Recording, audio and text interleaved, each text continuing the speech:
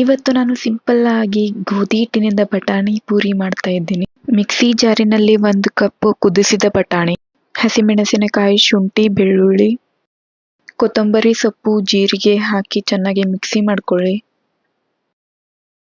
ಒಂದು ಪ್ಲೇಟ್ನಲ್ಲಿ ಮಿಕ್ಸಿ ಮಾಡಿದ ಪೇಸ್ಟ್ ಹಾಕಿ, ಗೋಧಿ ಹಿಟ್ಟು, ಸ್ವಲ್ಪ ಕಡಲೆ ಹಿಟ್ಟು ಹಾಕಿ ರುಚಿಗೆ ತಕ್ಕಷ್ಟು ಉಪ್ಪು, ರೆಡ್ ಚಿಲ್ಲಿ ಪೌಡರ್, ಕೊತ್ತಂಬರಿ ಪುಡಿ, ಗರಂ ಮಸಾಲ, ಎಳ್ಳು, ಹಿಂಗು,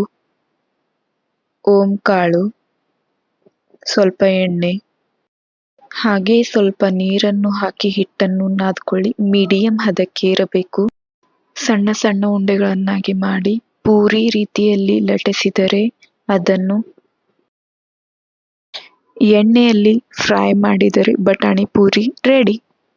ಹಾಗೆ ನನ್ನ ಪೇಜ್ನ ಫಾಲೋ ಮಾಡಿ.